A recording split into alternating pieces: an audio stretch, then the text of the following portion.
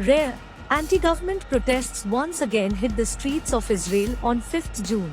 The day was marked by a severe crackdown by Israeli police on its own citizens. Dissenters came out to the streets of Tel Aviv against the so-called judicial reforms being brought in by the Benjamin Netanyahu government. Thousands of protesters were seen blocking Tel Aviv's main highway and major roads and intersections across Israel.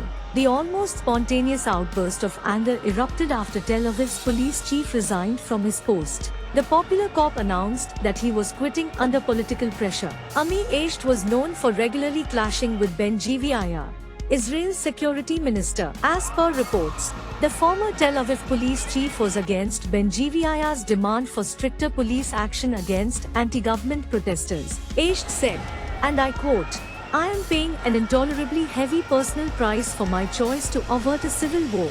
End quote. Dismissing his allegations, Ben-Gvir claimed politics had infiltrated the most senior ranks of the police force and that Esht had made a complete surrender to leftist politicians. 5th June saw thousands of protesters holding the blue and white flags of Israel, blowing horns, and dancing in the streets. The peaceful protesters, who also lit many bonfires, were pushed back by Israeli police, many of whom were on horseback. As per reports, the protesters were marching towards Netanyahu's residence. Protests against Israeli PM Benjamin Netanyahu's proposed reforms to the judicial system had erupted earlier as well. In March, amid nationwide protests, Netanyahu had suspended the plans to overhaul the judicial system. The controversial PM had announced the even more controversial reforms in January after coming to power in November 2022.